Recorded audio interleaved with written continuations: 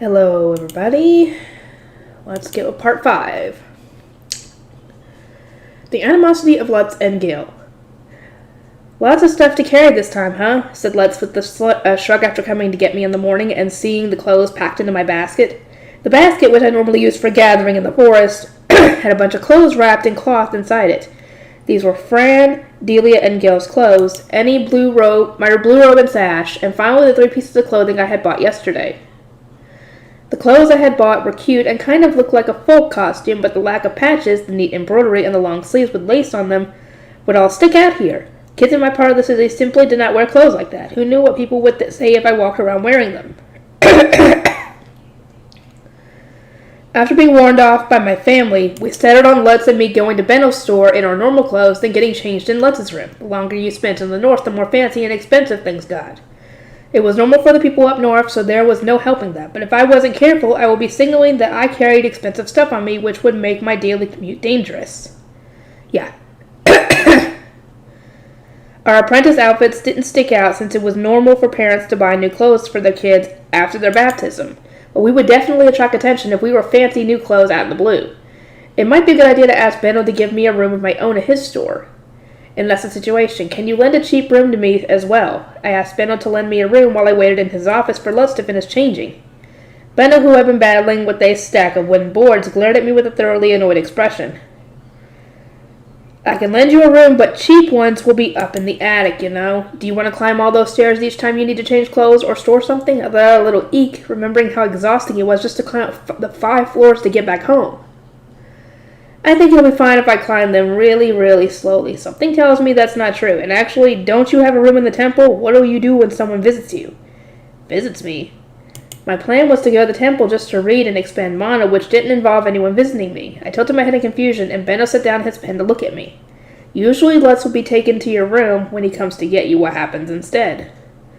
Let's wait at the front gate while the Grey Priest came to the library to get me. So basically I should negotiate to have the Bookworm be made into my room? Are you out of your mind?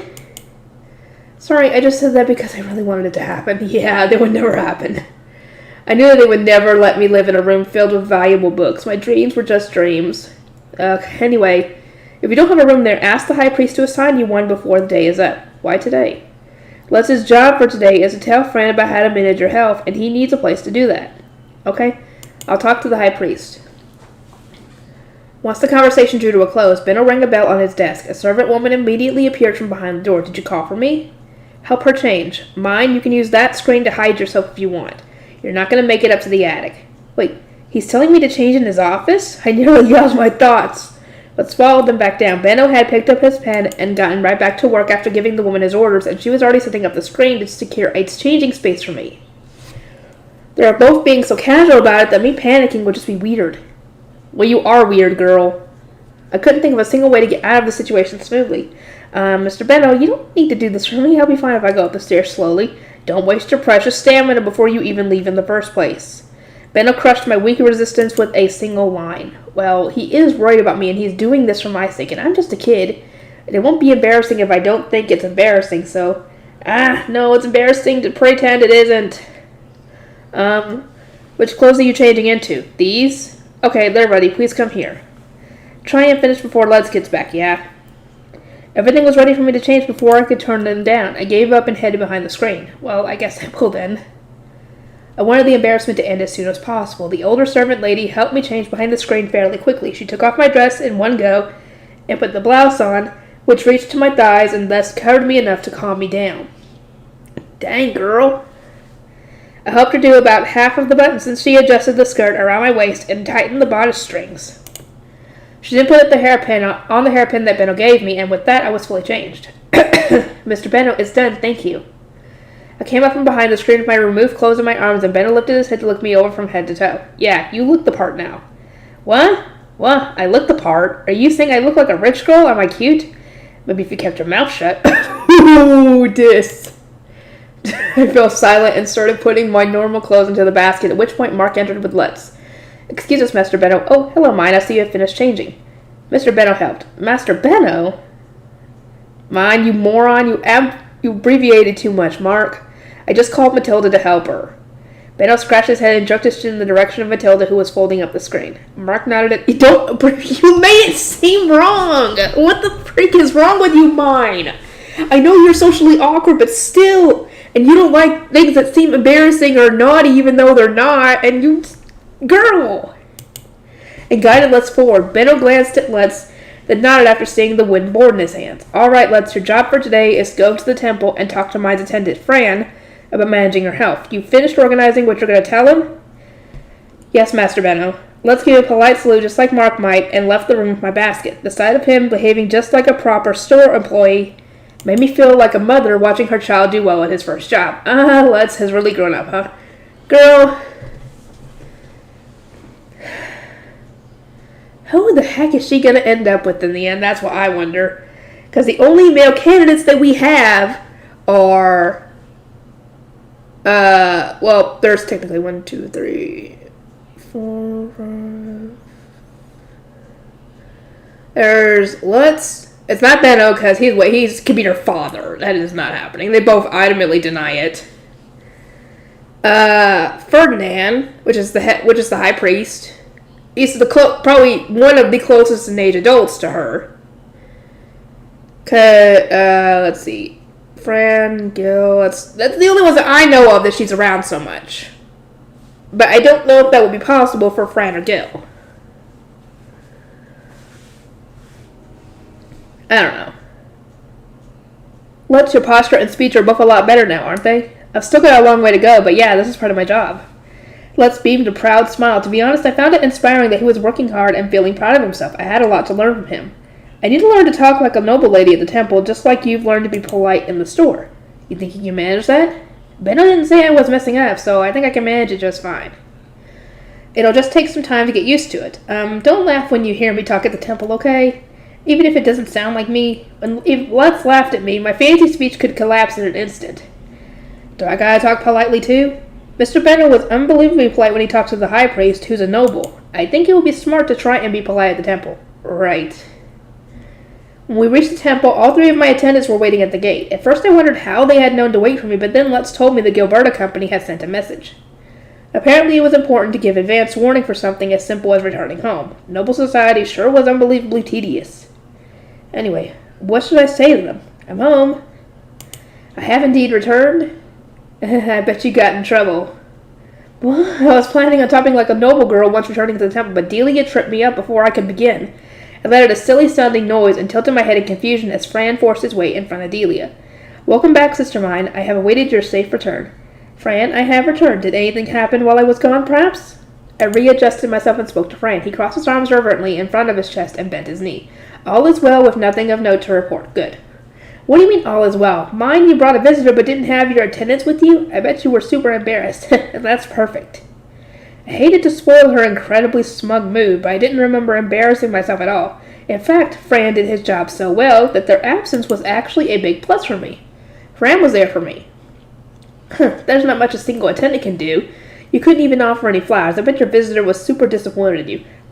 Offer flowers? Is that a euphemism or something? If so, I don't think I want to know what for. Yeah, I don't think so, no.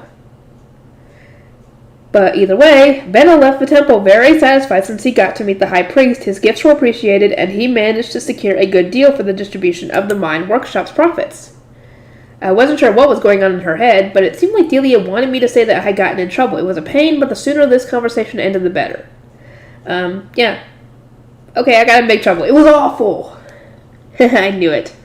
Sister mine, what are you? Whispered Fran. Delia is so annoying that dealing with her is causing me trouble. I'm not getting her off my back. I'm just getting her off my back. Fran lowered his eyes, understanding what I meant. I glanced at the basket of clothes on Lutz's back, then looked at Delia and tilted my head. Delia, what can I do to make you take serving me seriously? You think I would ever serve you? Don't be stupid. Gosh, I've never seen someone so as dumb as you. Delia gave a smug smile and turned around to go off somewhere. To be honest, her being so self-centered and rude was actually a relief, since I wouldn't feel guilty if I had to ask the high priest to send her away. Mine, who was that? One of my attendants, technically. Seriously? That's what counts as an attendant here? Asked Lutz, pointing at Delia's back as she left. It seemed his plan to be polite was just practice, and he had already fallen apart. I could sympathize with that. The same would happen to me if I wasn't careful about it. It is rude of me to interject, but I must state that she is an outlier. Fran immediately protested, likely due to feeling like his profession had been insulted. Personal attendants such as mine were generally skilled like Fran, so maybe it was safe to call Delia an outlier for aiming to be the High Bishop's mistress. Fran is a much better attendant. Delia has problems, as you see, but... Huh? Well, I'm glad they're not at all like her. That would be a nightmare, said Lutz, nodding, which is the perfect time for the other problem child to strike. Yeah, here we go. Gil glared at Lutz and pointed a sharp finger at him. And what are you even doing at the temple, huh? You don't belong here. Who's that? Lutz asked with a grimace, but his outfit and the context probably meant he already knew who he was. My attendant. Please think of him as an outlier as well. So you're her only decent attendant, Fran? The heck is going on here? Fran immediately identified Gil as another outlier, but that didn't really help his case. As Lutz had only seen my 3 attendants, Fran, being the minority, was the one who seemed like an outlier to him. As Fran and I held our hands in frustration, Gil looked at Lutz and barked in anger. What's with you, jerk? You're an outsider. You don't know squat. I'm Lutz of the Gilberta Company. I manage Mine's health. I came here to teach Mine's attendants how to manage her health, but with immature kids like you serving her, I don't know. Lutz looked incredibly disappointed, as he had been somewhat excited to practice being polite on the same level that Benno had been with the High Priest. Sorry, Lutz, this is all because I'm inexperienced as a master. It's an attendant's job to support their master as they grow up, isn't it? You don't need people who can't even do their job right. Cut off anyone that's not motivated. That girl is from a second ago is definitely just trying to give you a hard time. Well, he is right about that. That's essentially what her job is. The High Bishop gave her is to, well, give her a headache. Lutz was right, but as these attendants had been assigned to me by the second highest authority in the temple, I couldn't fire them that easily. Well, I'm kind of being saved by her incompetence, so I'm not too worried about it right now. Hell, her incompetence? Delia's spying on me for the High Bishop. I would rather have an incompetent spy that tells me what she's doing than a good spy doing stuff behind my back. Yeah, you really don't want a good spy in your group. Delia was definitely better than a spy too good at their job for me to handle. Lutz shrugged, clearly not envious of my situation. Hey, Shorty, you making fun of us? You looking down on us? Gil glared at me and Lutz with his eyes contorted angrily. He was probably addressing me given the Shorty, but I had no intention of replying to him. Fran, I have a request for you. Yes, sister mine? Hey, don't ignore me. Don't make fun of me. She's not making fun of you. She's just ignoring you. That doesn't mean she's making fun of you. Because you're kind of being rude, yelled Gil before giving my arm a hard pull. He was so much taller and stronger than me that I, with my 4-year-old body and strength, could do nothing to resist the force of his pull. By the end, I was flung sideways where Lutz caught me in a hug. For a second, I didn't know what had happened, and I sat on my knees in front of Lutz, blinking rapidly. I slowly looked around and saw Fran looking at me, his eyes wide and his arms outstretched. He had apparently reached for me, but not made it in time. Yeah, Lutz was faster. Gil was looking between his hand and me in disbelief, having not expected to throw me that easily. Mine, are you okay? I'm okay since you caught me. What about you, Lutz? Meh, is he really your attendant? Seems kind of like a wild animal to me. Lutz's voice was calm, but his eyes were burning with anger. His eye color was even a bit lighter than normal. It actually scared me to see just how furious Lutz was. He's not trained at all, but I don't have the time, motivation, or investment to bother trying to fix that. Especially since I'm so weak and stuff. Alright, I'll do it for you then, said Lutz quietly as he stood me up, making sure I wasn't hurt, then handed me over to Fran. He then immediately jumped at Gil and pounded him in the face as hard as he could. You idiot, what if mine got hurt? Yeah, as her attendant, Gil is responsible for keeping mine safe and happy and all that. And, well, if the High Priest caught wind of Gil hurting mine, who knows what would happen to Gil? Because your attendant is not supposed to do that. That's not what they're for. They're supposed to be there for you, not hurt you. It was normal for commoner children to get in fights, but there was an unspoken rule that you should be very careful about who you fight with. Commoners relied on their bodies for everything. Going too far could destroy someone's family or life, so only picking fights with someone your own size was like an iron law. And Gil had just broken that law. If Gil had stuck to bad-mouthing me, Lutz could have shrugged it off and let the argument end with words, but Gil had laid his hands on me in front of Lutz even, who had been told by both my family and Benno to protect me. Not to mention that I was supposed to be Gil's Yeah, this is what I'm talking about. Something could end up happening to Gil because he was an idiot. What do you think you're doing? That's my line. What kind of attendant hurts their master, you stupid idiot? In the common part of the city, it was normal for someone to get beaten up after starting a fight, so I just silently watched Lud smack Gil into the dirt, thinking that it would be nice if this would make Gil be more obedient. Sister mine, should you not stop Lutz? Why would I? It's a master's duty to discipline their servants. Lutz is just doing it for me right now. It's really a big help. I don't have the arm strength to fight anyone, or the motivation, I added on the inside, as Fran anxiously looked between Gil getting smacked and me watching it. But yeah, Gil has this coming. He does need to not... Yeah, that should be common sense rule number 1 in the temple. Do not lay your hands on your master. When disciplining servants, it is normal to send them to the repentance chamber or limit their divine gifts for a day. You mustn't encourage violence. It seemed that the temple had very different forms of discipline in the lower city. That should be enough. No, he doesn't get it yet. He's still asking why I'm hitting him. Apparently you're not supposed to hit people in the temple. Huh? How else are you going to discipline someone? They do other things here, I explained, which made Let's click his tongue in frustration and let go of Gil. Aside from the first punch, he had just been smacking him with his palms, so Gil didn't seem that visibly hurt. Sheesh, not only is he not doing his job, he's even hurting you, mine. He's the worst. Too dangerous to leave around, you should fire him. That Shorty's not doing her job either. She's not giving me what she should be.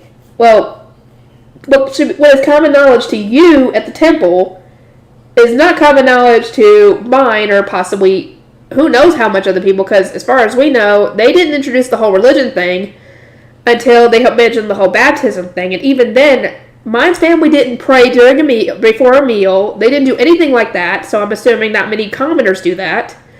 So, how is this common? Even if she was a noble, that would probably be common knowledge for her to know if she was a noble, because they would have more relationships with the temple than commoners do, but still. Gil stood up and glared at me, holding his cheek. It seemed there was yet more basic stuff about the temple I still didn't know. Well, Fran, what exactly should I be giving him? You don't even know? You're the biggest... Hello? She does not know. She was a commoner. How was she supposed to know this stuff? Yelled Gil before Fran could reply. Nothing would be accomplished with Gil yelling in the background and interrupting. He already knew I didn't know anything about the temple, but he was still whining about it. How was he supposed to know this stuff? Without explaining anything, just how dumb was he? You really are dumb, Gil. I just said earlier that I don't know anything about the temple. I didn't grow up here. I just don't know this stuff, so why do you think I know? Don't you understand by now that I was born a commoner in the lower city and don't know everything you know? What exactly are you expecting from me? Gil fell silent and glared at me, gritting his teeth. Lutz stood in front of me protectively and looked at Gil head on. You're being all cocky about her having stuff she should be giving you, but you know what? You don't deserve anything if you're not doing your job. What's wrong with you thinking you should get stuff without doing any work? Gifts from the gods are given to everyone equally. Higher classes get the gifts first, but it's still all equal. Working has nothing to do with it. Huh? I looked at Lutz in confusion, not understanding Gil at all, and asked Fran for clarification. Fran, would you please explain this to me? What exactly should I be giving him? Yeah, she's already asked this twice. Somebody answer her already. Okay, let me check this real quick. Okay, we still got plenty of time.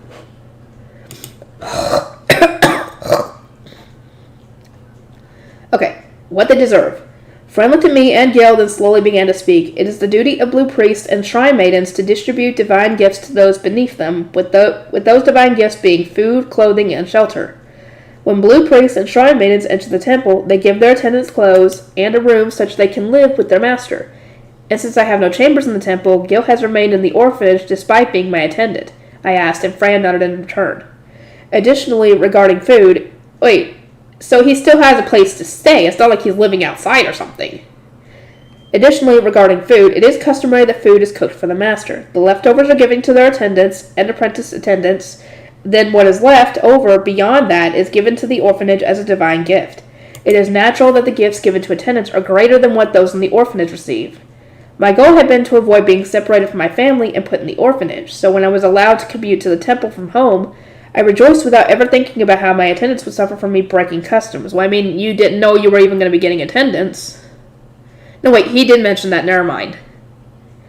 Did you get sent back to the orphanage from the high priest's quarters due to becoming my attendant, Fran? No. If so, it was even more understandable that he had felt like he was being punished. He was going out of his way to help me, but for nothing in return, worse than nothing even. I had intended to give him his first pay soon, but perhaps I would need to talk to the High Priest about his living conditions first. No, my room is still within the High Priest's quarters, and I imagine that Delia has not been moved either. I am helping the High Priest with his paperwork while you are absent, so I am eating there as well. That reminded me, the High Priest was flooded with work and had mentioned he didn't have enough workers to help him. There was no chance he would let Fran sit around doing nothing while I was absent, skilled as he was. I sighed of relief, glad to know that Fran hadn't descended into suffering for my sake. So in short, why only Gil was suffering right now? I believe that he had been hoping for his living conditions to improve and now is angry because it has remained unchanged. Divine gifts are given to those in the orphanage regardless of whether they do work, but one can improve their situation by working as an attendant. I feel somewhat frustrated that he thought that he would receive more divine blessings despite not properly doing his job as an attendant, said Fran, who clearly felt pride in his job while glancing at Gil. So yeah, Gil thinks that he should get divine blessings and all that other stuff for being an attendant without doing the work. Fran, if you're not having any problems, I think I will keep things with you as they are, and if at some point you begin having problems, I will think of a solution then. What do you think? If that is what you wish to do, then so be it, replied Fran with a quiet nod after pausing to think for a moment, probably comparing his current living situation to what it would be like to live in my chambers. Just when I thought that signaled the end of the conversation, Gil started barking again. Fran this, Fran that. What about me? I'm your attendant too. That's weird. I seem to recall you stating that you don't consider me to be your master. Why would I provide you with divine gifts when I am not your master? Gil's behavior was hard to understand if he really wanted me to improve his living situation. That's what Blue Shrine Minions are supposed to do. And anyway, if you're not going to give me food or a room, why would I work for you? What's in it for me? Wages? I considered it important to pay my attendants a fair wage, just like Benno and Mark were paying Lutz. Naturally, the payment would depend on the work and quality and quantity of their work. As things were, I would never pay Fran and Gil the same. Gil blinked in surprise several times, then murmured, "What's a wage?" with his head tilted. Lutz laughed and basically repeated what Gil had said to me. You seriously don't know that? It's just common sense that you get wages for working. No, it isn't. Maybe not in the temple, but everywhere else, yes. A wage is one's payment for working. I'll be paying money to the attendants who do work for me. Money? Yeah, money. It seemed that Gil didn't know what Dang, is our education system in the orphanage so bad that they don't even know what money is? It seemed that Gil didn't know what money was. His eyes wavered then after making eye contact with Lutz. He nodded while pretending to know what it was. Fran's working hard for me, so I am more than willing to extend a helping hand on his behalf. But I have no intention of bothering to negotiate with the High Priest to help an attendant who isn't even working for me. That will take away from my reading time.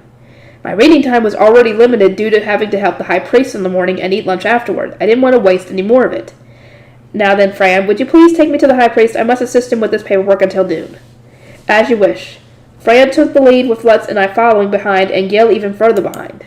Hey, if I do my work, things will actually change. Of course, I pay a proper wage for good work. Excuse me, High Priest, Sister Mine has arrived. Ah, there you are. How are you feeling? The High Priest looked up from his desk. Sorry for worrying you. I'm fine now. It seems that I collapsed due to the offering ceremony. Is one's health affected by whether or not the body is completely filled with mana? You might die if you are completely drained of mana, but I've never heard of anyone getting sick due to not filling their body with mana. Perhaps this is a trait unique to those with the devouring? The High Priest put his pen down and briefly shut his eyes, searching through his memories for an answer. It's very rare for children with the devouring to be discovered. In particular, those with great amounts of mana die incredibly young, so they have not been well studied. You are beyond a rare case. To my knowledge, not a single commoner child with as much mana as you have survived to reach their baptism.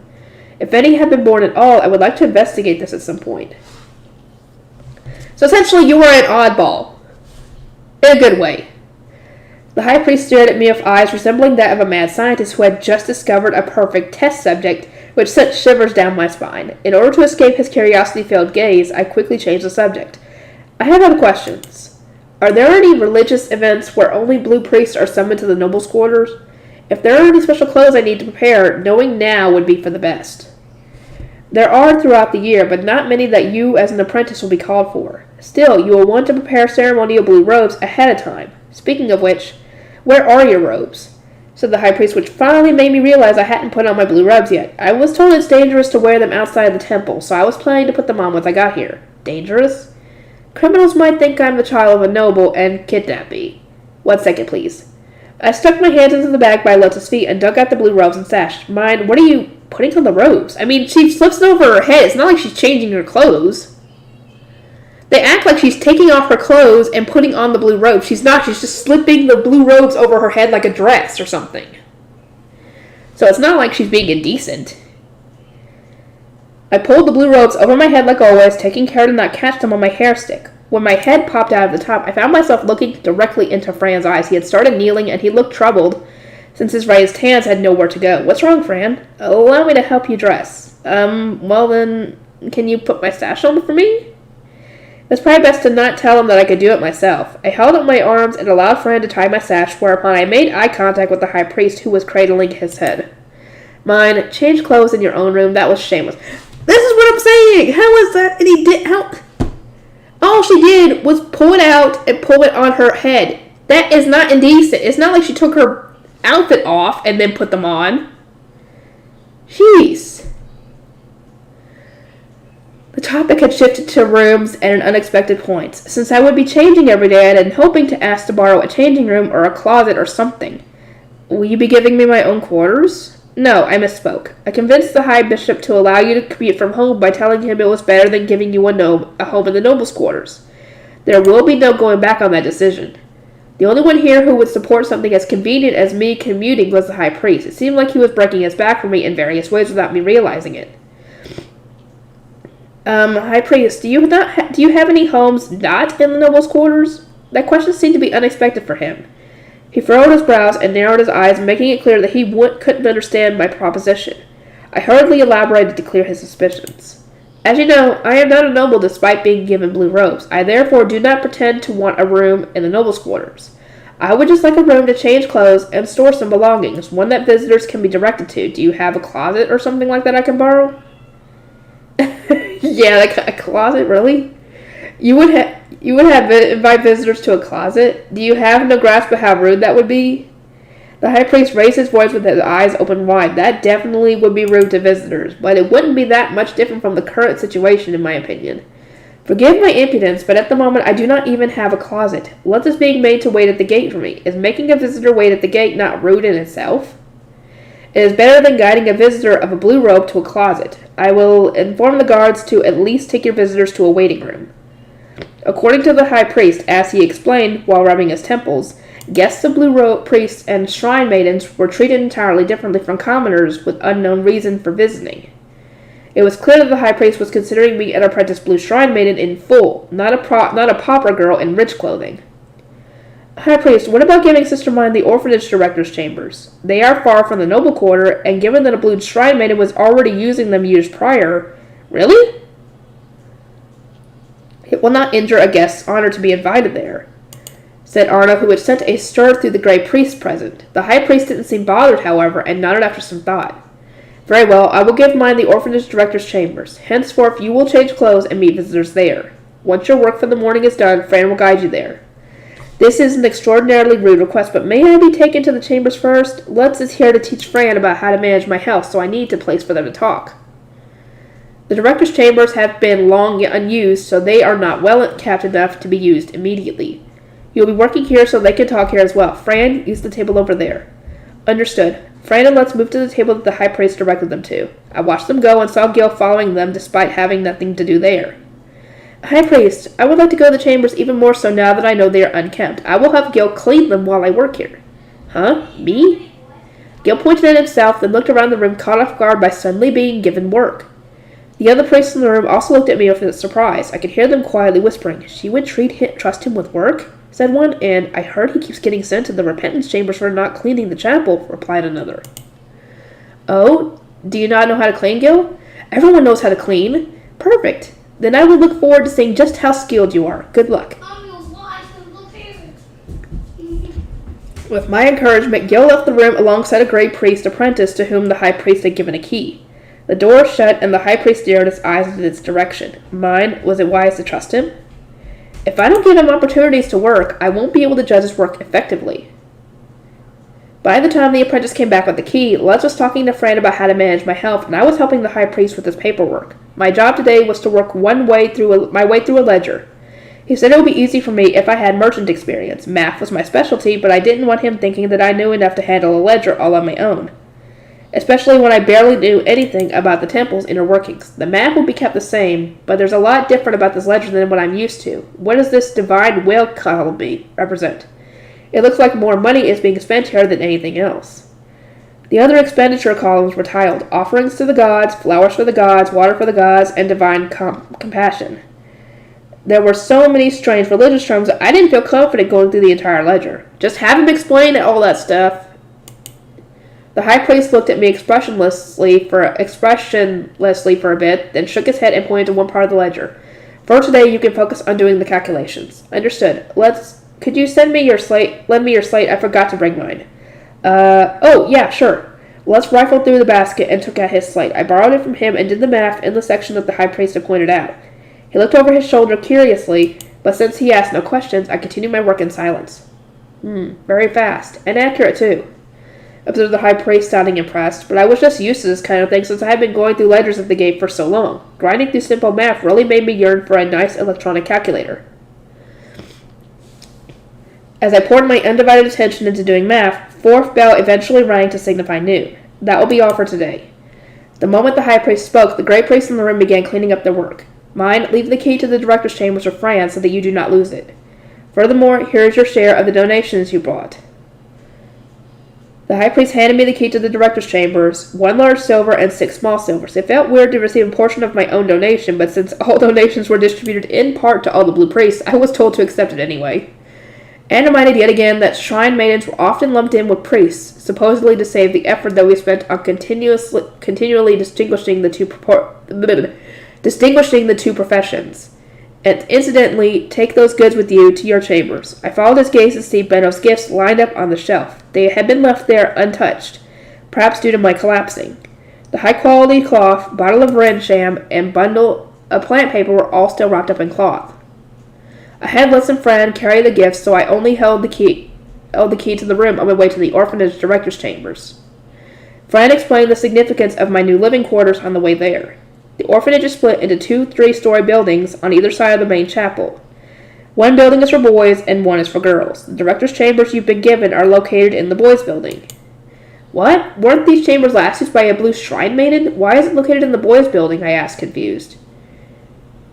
Fran hesitated, eyes wavering before eventually smiling. That is not something you need to know, sister mine. Him hiding it only made me more curious. Judging by how his lips were shut in a tight line, there was little chance of him telling me, and I'm guessing it's not a good thing if he's keeping it quiet. I'm guessing that maybe something happened to that blue shrine maiden. If anybody has any idea on what happened, let me know in the comments, please. The orphanage is on the way from the gate to the noble's quarters. That's a good spot for you, mine. You get to change right after getting here, said Les. Uh-huh. Sister mine, the entrance to the director's chambers is on the opposite end from the gate and the front end of the noble's quarters. Take care not to enter through the door to the orphans use. Those are different entrances for the orphanages at large and the director's chambers. I request that you do not use the wrong one.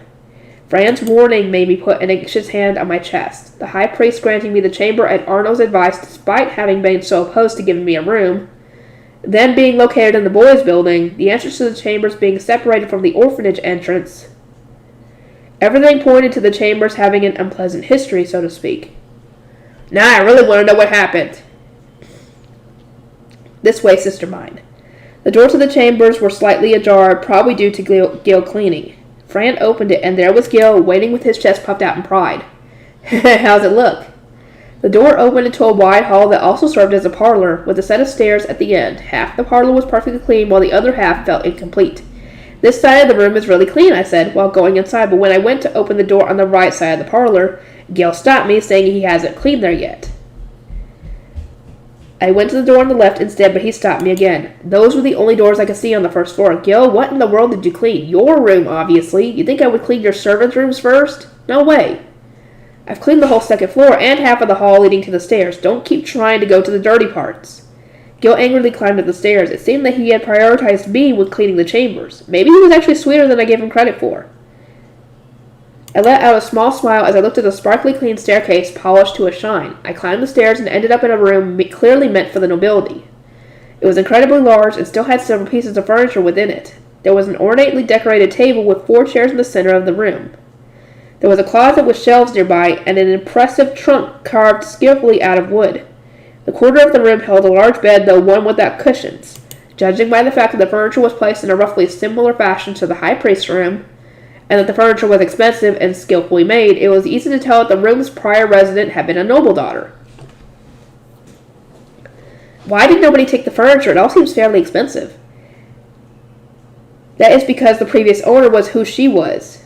The previous owner being... never mind, I won't ask. I will merely be grateful to use the furniture for myself. I had no intention of wasting money by buying replacement furniture, so it was better to not ask questions. I didn't need to know the answer to. I put Benno's gifts on the neatly cleaned shelves and my clothes in the closet. Thank you, Gil. This room is very clean. Huh? Yeah, I cleaned it because it's clean. Gil was puffing at his chest proudly again, but his expression was thoroughly embarrassed. He wouldn't make eye contact with me, but he was grinning like he had never been complimented in his life before. When he glanced my way, his eyes were practically begging for more praise. It was easy to tell that he wasn't used to being complimented for his efforts. The fact he was enough of a troublemaker to be assigned to me out of spite was probably an indicator that most of his time was spent being yelled at and not complimented. Luckily, the core principle of discipline was praising someone a lot when they did good. Gil, crouch a little so I can praise you more. Huh? Like this? Gil got down on one knee. Remembering that he had been raised to instinctively make such postures in times of prayer and worship, I reached out for Gil's dirty blonde hair, which was now lower than my own head. He followed my hand with dubious eyes, having no idea what I was planning to do. There, good boy, you did a very good job. Let's always get embarrassed and told me to stop treating him like a kid when I patted his head, but Gil's eyes widened. Then his face scrunched up like he was holding back tears. He immediately lowered his face to the floor, which made me pull my head back reflexively. Then he whispered, keep going, quietly. Oh, poor kid. It's really, really clean. You did a good job all on your own. Gil's ears went bright red as he quietly let me pat his head. I was hit with the urge to crouch and look at his face, but I held it back since I could imagine him yelling at me angrily not to. I made a firm mental note that what Gil deserved and needed more than the divine gifts was praise and gratitude. Okay, I think that's going to be it for this one. I will see you guys in the next one.